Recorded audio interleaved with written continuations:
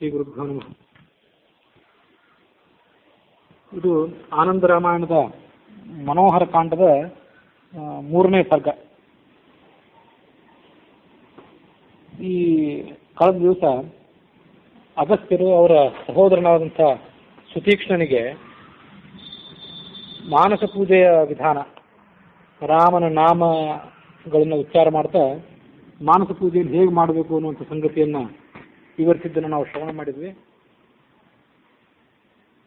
ಮುಂದೆ ಆ ರಾಮದಾಸ ಗುರುಗಳು ವಿಷ್ಣುದಾಸ ಅನ್ನುವ ತನ್ನ ಶಿಷ್ಯನಿಗೆ ಆ ಕಥೆಯನ್ನು ಮುಂದುವರಿಸಿದರು.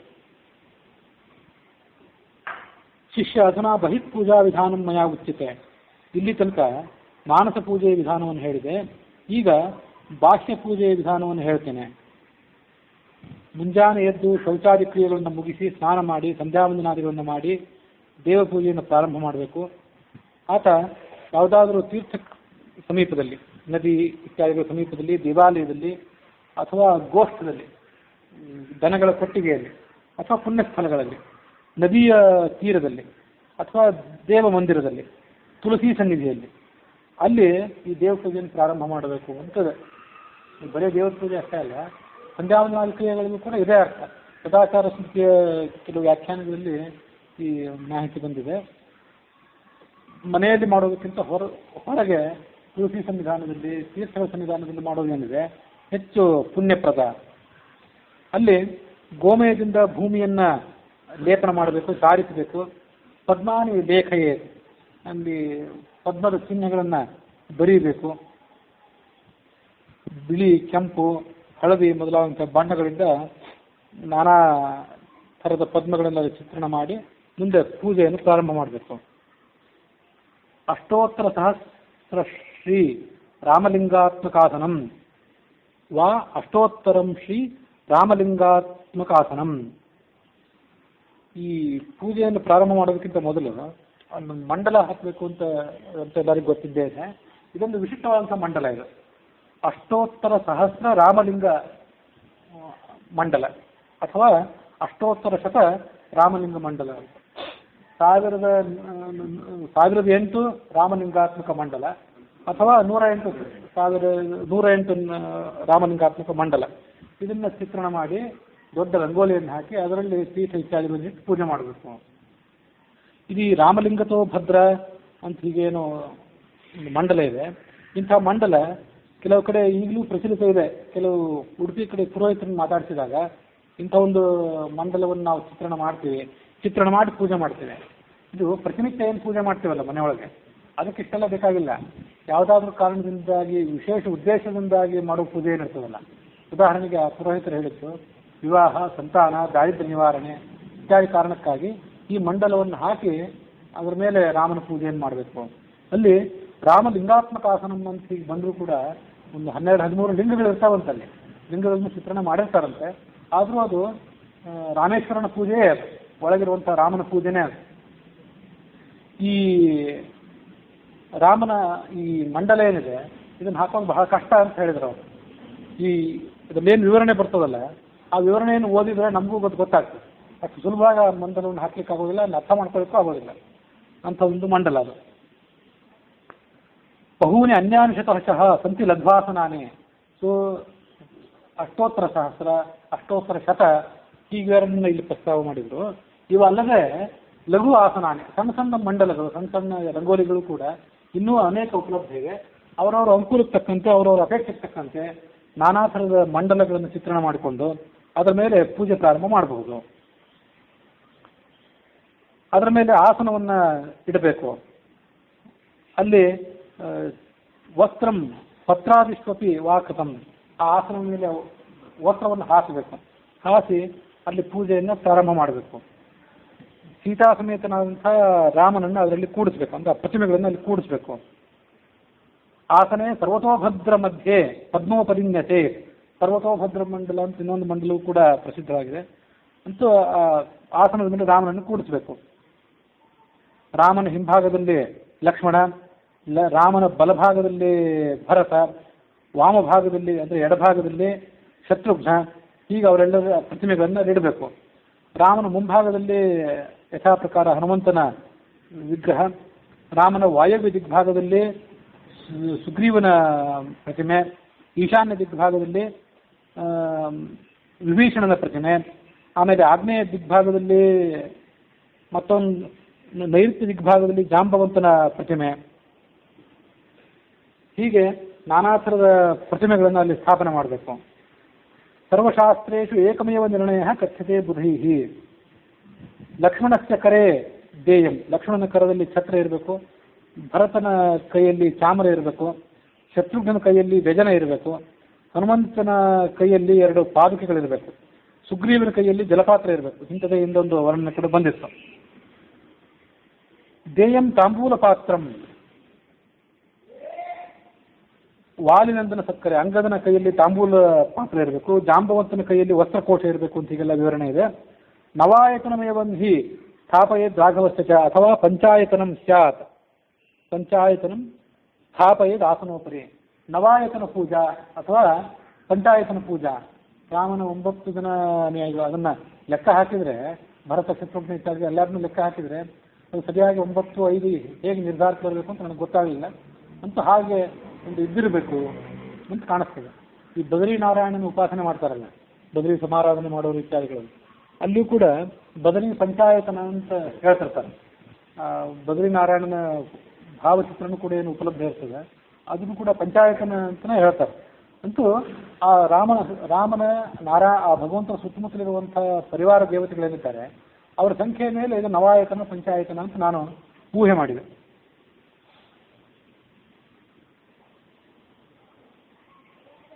ಸೀತೆಯ ರಾಮಚಂದ್ರಂ ಚ ಮಧ್ಯೆ ಪೃಷ್ಠೇತು ಲಕ್ಷ್ಮಣಂ, ಭರತಂ ಸವ್ಯಪಾರ್ಶ್ವೇತು, ಶತ್ರುಘ್ನಂ ವಾಮಪಾರ್ಶ್ವಕ್ಕೆ. ಹೀಗೆ ನಾನಾ ರೀತಿಯಾಗಿ ಅದನ್ನು ಹೊಂದಿಸಿಕೊಂಡು ಪೂಜೆ ಮಾಡಬೇಕು. ಅಥವಾ ಸೀತೆಯ ರಾಮಂ ಲಕ್ಷ್ಮಣಂ ಪರಿಪೂಜೆ, 3 ಜನನ್ನಾದರೂ ಪೂಜೆ ಮಾಡಬಹುದು. ಸೀತಾ ಅನುಜವಿನ ಪೂಜಾ ರಾಮಸ್ಯೈಕಸ್ಯ ನಾಚರೇತ್. ಆದರೆ ರಾಮನ ಒಬ್ಬನೇ ಪೂಜೆಯನ್ನು ಮಾಡಬಾರ್ದು. ಸೀತೆ ಮತ್ತು ಸಂಬಂಧರ ಪ್ರತಿಮೆಗಳಿಲ್ಲದೆ ಕೇವಲ ರಾಮನ ಒಬ್ಬನೇ ಪೂಜೆ ಮಾಡಬಾರ್ದು. ಹಾಗೆ ಮಾಡಿಬಿಟ್ರೆ ಅದು ವಿಘ್ನಕಾರಕ ಆಗ್ತದೆ. ನವಾಯತನ ಪೂಜಾ ಏನಿದೆ ಅದು ಬಹಳ ಶ್ರೇಷ್ಠ, ಪಂಚಾಯತನ ಏನಿದೆ ಅದು ಮಧ್ಯಮ. ಇನ್ನು ತ್ರಿದೈವತ್ಯ, 3 ದೇವತೆಗಳನ್ನ ಇಟ್ಕೊಂಡು ಪೂಜೆ ಮಾಡೋದೇನಿದೆ ಅದು ಕನಿಷ್ಠ. ಅತಿ ಕನಿಷ್ಠ ಪೂಜಾ ಸಾ ದ್ವಿದೈವತ್ಯ ಸ್ಮೃತ. ರಾಮ ಸೀತೆಯನ್ನು ಇಬ್ಬರನ್ನೇ ಏನಾದರೂ ಇಟ್ಕೊಂಡ್ರೆ ಅದು ತೀರಾ ಕನಿಷ್ಠ. ಸೊ ಅವರವರ ಅನುಕೂಲಕ್ಕೆ ತಕ್ಕಂತೆ ಆ ಥರ ಪೂಜೆ ಮಾಡಬೇಕು. ರಾಮನ ಕೈಯಲ್ಲಿ ಕೋದಂಡ ಇರಬೇಕು, ಆತನ ಎಡ ಹೆಗಲಿಗೆ ತೂಣೀರ ಅಂದ್ರೆ ಬತ್ತಳಿಕೆ ಇರಬೇಕು. ನಿಜ ನಾಮಾಂಕಿತಂ ಬಾಣಂ ದಧಾನಂ ದಕ್ಷಿಣೇ ಕರೆ. ಆತನ ಬಲಗೈಯಲ್ಲಿ ರಾಮನಾಮದಿಂದ ಅಂಕಿತವಾದಂಥ ಬಾಣ ಇರಬೇಕು. ಕೆಲವು ಕಡೆ ರಾಮನ ವಿಗ್ರಹಗಳಲ್ಲಿ ಎಡ ಕೈಯಲ್ಲಿ ಬಾಣ ಕೊಟ್ಟಿರ್ತಾರೆ, ಬಲಗೈಯಲ್ಲಿ ಧನಸ್ಸನ್ನು ಕೊಟ್ಟಿರ್ತಾರೆ. ಒಂದೊಂದು ಕಡೆ ಒಂದೊಂದು ರೀತಿ ಮಾಡಿರ್ತಾರೆ. ಇಲ್ಲಂತೂ ವಾಮಹಸ್ತದಲ್ಲಿ ಎಡಭಾಗದಲ್ಲಿ ಕೋದಂಡ ಇದೆ, ಬಲಭಾಗದಲ್ಲಿ ಬಾಣ ಇದೆ. ಮುಂದೆ ಪೂಜೆಯನ್ನು ಪ್ರಾರ್ಥನೆ ಮಾಡಬೇಕು. ಮನುಷ್ಯ ಪೂಜೆಯನ್ನು ಕೂತ್ಕೊಂಡಿರ್ತಾನೆ, ಆ ಕೂತ್ಕೊಂಡವನ ಎಡಭಾಗದಲ್ಲಿ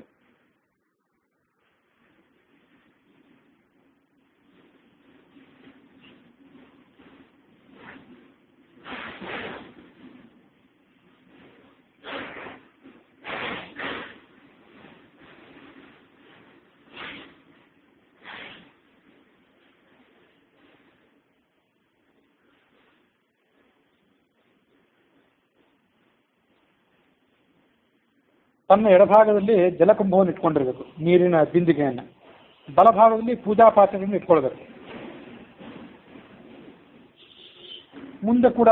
ತನ್ನ ಮುಂದೆ ಕೂಡ ಒಂದು ಪಾತ್ರೆಯನ್ನು ಇಟ್ಕೊಂಡಿರ್ಬೇಕು. ಪ್ರಾಂಗ್ಮುಖ, ಉತ್ತರಕ್ಕೆ ಮುಖನಾಗಿ ಪೂಜೆಯನ್ನು ಪ್ರಾರಂಭ ಮಾಡಬೇಕು. ಪದ್ಮಾಸನದಲ್ಲಿ ಇದ್ದುಕೊಂಡು ಮೌನಿಯಾಗಿದ್ದುಕೊಂಡು ಧೃತಾಕ್ಷ ತುಳಸಿ ಮಾಲ, ಪದ್ಮದ ಮಾಲೆ, ಪದ್ಮಾಕ್ಷ ಮಣಿ ಅಂತ ಏನಂತಾರಲ್ಲ, ದಪ್ಪ ಮಣಿ ಇರ್ತದಲ್ಲ ಅಂಥ ಮಾಲೆ ಅಥವಾ ತುಳಸಿ ಮಾಲೆ ಅದನ್ನು ಹಾಕಿಕೊಂಡು ನಿಶ್ಚಲ ಚಿತ್ತನಾಗಿ ಬದ್ಧ ಗ್ರಂಥಿ ಶಿಖಾಗ್ರಂಥಂ ವಿನಾಕರ್ಮ ನಕುರ್ಯಾದ್ವೈ ಕದಾಚನ ಅಂತ ಶಾಸ್ತ್ರ. ಶಿಖಾ ಗಂಟು ಇಲ್ಲದೆ ಯಾವ ಕರ್ಮವನ್ನು ಮಾಡುವಂತಿಲ್ಲ. ಶಿಖೆ ಇರಲೇಬೇಕು, ಅದಕ್ಕೆ ಗಂಟು ಇರಲೇಬೇಕು, ಅದೆರಡೂ ಕಡ್ಡಾಯವೇ. ಶುದ್ಧ ವಸ್ತ್ರವೂ ಕೂಡ ಶುದ್ಧವಾಗಿರಬೇಕು. ಧೃತ ಪವಿತ್ರಕಃ, ಇದನ್ನು ಗಮನಿಸಬೇಕು. ಈ ಪವಿತ್ರ ಹಾಕೊಳ್ಳೋದಿದೆಯಲ್ಲ ಶ್ರಾದ್ದದಲ್ಲಿ ಮಹತ್ವ ಅಂತ ನಾವು ವಿಶ್ವಾಸದಲ್ಲಿ ತಿಳ್ಕೊಂಡಿರ್ತೀವಿ.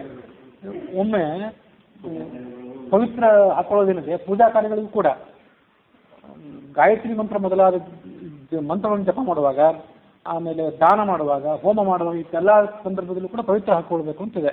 ದರ್ಭದ ಪವಿತ್ರ ಎಲ್ಲ ಕಡೆ ನಮ್ಗೆ ಸಿಗದೇ ಇರ್ಬೋದು, ಅಥವಾ ಒಂದ್ಸರಿ ಹಾಕ್ಕೊಂಡ್ರೆ ಮತ್ತೆ ಅದನ್ನು ಮರುಬಳಕೆಗೆ ಅದು ಉಪಯೋಗ ಆಗದೇ ಇರ್ಬೋದು. ಅದಕ್ಕಾಗಿ ಬೆಳ್ಳಿಯ ಬಂಗಾರದ ದರ್ಭದ ಪವಿತ್ರ ಉಂಗುರ ಏನಿರ್ತದಲ್ಲ ಅದನ್ನಾದರೂ ಹಾಕ್ಕೊಳ್ಳೋದು ಒಳ್ಳೆಯದು. ಗಾಯತ್ರಿ ಜಪಕ್ಕೂ ಕೂಡ ಅದನ್ನು ಹಾಕ್ಕೊಳ್ಬೇಕು ಅಂತ ಒಂದು ವಿಧಾನ ಇದೆ. ಧೃತ ಪವಿತ್ರಕಃ ಶುದ್ಧ ದ್ವಾರಾವತಿ ತಿಲಕಃ ಮುದ್ರಿಕಾಂಕಿತಃ. ದ್ವಾರಾವತಿಯಿಂದ ತಂದಂತಹ ಗೋಪಿಚಂದನ ಏನಿದೆ ಅದರಿಂದ ತಿಲಕವನ್ನು ಧಾರಣೆ ಮಾಡಬೇಕು. ಮುದ್ರಾಂಕಿತ ಮುದ್ರೆಗಳನ್ನು ಧಾರಣೆ ಮಾಡ್ಕೊಂಡಿರ್ಬೇಕು. ಮೊದಲು ಗಣಪತಿಗೆ ನಮಸ್ಕಾರ ಮಾಡಬೇಕು. ತಿಥಿ ವಾರಾದಿಗಳನ್ನು ಹೇಳಬೇಕು.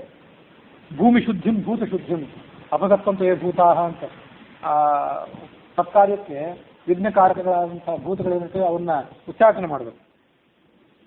ಆಮೇಲೆ ಭೂಮಿ ಶುದ್ಧಿಂ ಪೃಥ್ವಿ ತ್ರಯಾಧೃತ ಲೋಕ ಇತ್ಯಾದಿ ಮಂತ್ರಗಳಿಂದ ಭೂಮಿಯನ್ನು ಶುದ್ಧ ಮಾಡ್ತೀವಿ, ಅದನ್ನು ಮಾಡಬೇಕು.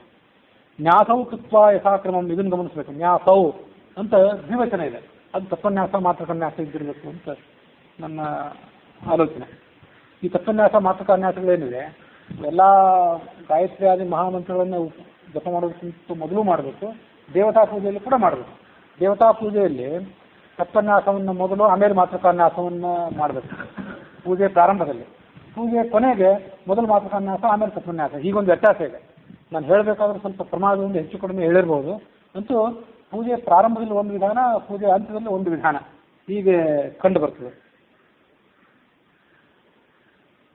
ನ್ಯಾಸೌ ಕೃತ್ವ ಯಥಾಕ್ರಮಂ ಪ್ರೋಕ್ಷಣೀ ಪಾತ್ರಮೇಕಂ ತು ಜಲಪೂರ್ಣಂ ಪ್ರಕಾರಯೇತ್ ದೂರ್ವ ಗಂಧ ಅಕ್ಷತ ಪುಷ್ಟೈ ತತ್ಪಾತ್ರಂ ಪರಿಪೂರಯೇತ್. ಪ್ರೋಕ್ಷಣೀಯ ಪಾತ್ರ ಅಂತ ಇನ್ನೊಂದು ಪಾತ್ರನೂ ಕೂಡ ಅಲ್ಲಿರಬೇಕು. ಅದರಲ್ಲಿ ದರ್ಭೆ, ಗಂಧ, ಅಕ್ಷತ, ಪುಷ್ಪ ಇತ್ಯಾದಿಗಳನ್ನು ಅದರಲ್ಲಿ ತುಂಬಿಸಿರ್ಬೇಕು. ದೂರ್ವ ಏನಿದೆಯಲ್ಲ, ದೂರ್ವ ಅಂದರೆ ದರ್ಭೆ ಇತ್ಯಾದಿಗಳು. ಬಿಲ್ಲುಪತ್ರದಿಂದಲೂ ಕೂಡ ಭಗವಂತನನ್ನು ಪೂಜಿಸೋದು, ವಿಷ್ಣುವನ್ನು ಪೂಜಿಸೋದು ಮಹಾಫಲಕಾರಕ ಅಂತಲೇ ಸ್ಮೃತಿಗಳಲ್ಲಿದೆ. ಪ್ರೋಕ್ಷಯತ್ಯೇನ ನೀರೇಣ ಪೂಜಾದ್ರವ್ಯಂ ಸಹಾತ್ಮನ. ಆ ಪ್ರೋಕ್ಷಣೀಯ ಪಾತ್ರ ಅಂತ ಇರ್ತದಲ್ಲ, ಇಲ್ಲಿ ವಿವರವಾಗಿ ಬರಲಿಲ್ಲ. ಆ ಪ್ರೋಕ್ಷಣೀಯ ಪಾತ್ರದಲ್ಲಿರುವಂಥ ನೀರನ್ನು ಪ್ರಾಯ ಮೂಲ ಮಂತ್ರದಿಂದ, ನಾರಾಯಣ ಅಷ್ಟಾಕ್ಷರ ಮಂತ್ರದಿಂದ ಅದನ್ನು ಅಭಿಮಂತ್ರಣ ಮಾಡಬೇಕು. ಅಥವಾ ಬೇರೆ ಯಾವುದಾದ್ರು ಮಂತ್ರ ಇದ್ದಿರಬಹುದು. ಅದನ್ನು ಅಭಿಮಂತ್ರಣ ಮಾಡಿ ಆ ನೀರಿನಿಂದ ಸುತ್ತಮುತ್ತಲಿರುವಂಥ ಪೂಜಾ ದ್ರವ್ಯಗಳನ್ನು ತನ್ನನ್ನು ಇಬ್ಬರನ್ನು ಪ್ರೋಕ್ಷಣೆ ಮಾಡ್ಕೊಳ್ಬೇಕು ಶುದ್ಧಿಗಾಗಿ.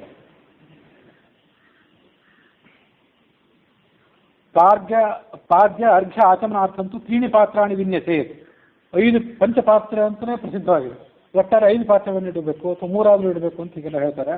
ಪಾದ್ಯಕ್ಕಾಗಿ, ಅರ್ಘ್ಯಕ್ಕಾಗಿ, ಆಚಮನಕ್ಕಾಗಿ ಇಡಬೇಕು ಅಂತ ಇಲ್ಲಿ 3 ಪಾತ್ರಗಳನ್ನು ಇಡಬೇಕು ಅಂತ ವಿಧಾನ ಇದೆ. ಮೊದಲು ಮತ್ತೊಮ್ಮೆ ಗಣರಾಜನಿಗೆ, ಆಮೇಲೆ ವರುಣನಿಗೆ ಪೂಜೆ ಮಾಡಬೇಕು. ಪಾಂಚಜನ್ಯಂ ಪೂಜಯಿತ್ವ ಪ್ರೋಕ್ಷಯೇ ತಜ್ಜಲೈರಪಿ. ಪಾಂಚಜನ್ಯ ಶಂಖ ಏನಿರ್ತದಲ್ಲ ಅದನ್ನು ಕೂಡ ಪ್ರೋಕ್ಷಣೆ ಮಾಡಬೇಕು. ಅದರಲ್ಲಿ ನೀರನ್ನು ಹಾಕಿ ಆ ನೀರಿನಿಂದಲೂ ಕೂಡ ಎಲ್ಲ ಪದಾರ್ಥಗಳನ್ನು ಪ್ರೋಕ್ಷಣೆ ಮಾಡಬೇಕು.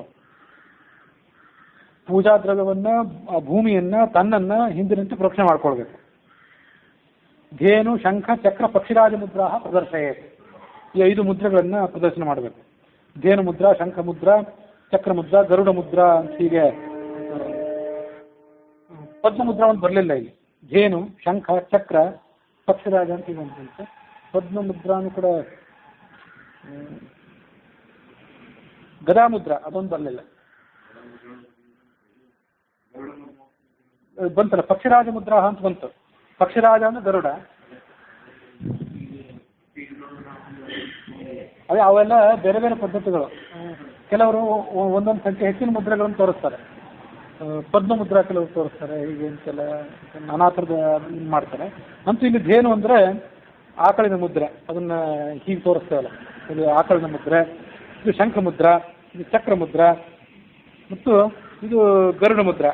ಹೀಗೆ ಎಲ್ಲ ಮುದ್ರೆಗಳನ್ನು ಅದಕ್ಕೆ ತೋರಿಸ್ಬೇಕು. ಶೈಲಿ, ದಾರುಮಯಿ, ಲೌಹಿ, ಲೇಖ್ಯಾಚ ಸೈಕತಿ, ಮನೋಮಯಿ, ಮಣಿಮಯಿ ಪ್ರತಿಮಾ ಅರ್ಥವಿಧ ಸ್ಮೃತ. ಪ್ರತಿಮೆ ಒಟ್ಟು 8 ಥರ ಅಂತ. ಶೈಲಿ ಕಲ್ಲಿನ ಪ್ರತಿಮೆ ಕೂಡ ಆಗಿರಬಹುದು. ದಾರುಮಯಿ ಕಟ್ಟಿಗೆ ಪ್ರತಿಮೆ, ಲೋಹದ್ದು, ಮತ್ತು ಲೇಪ್ಯ ಅಂತಿದೆ. ಇದೊಂದು ಸ್ವಲ್ಪ ವಿಚಿತ್ರವಾಗಿ ಕಾಣಿಸ್ತದೆ.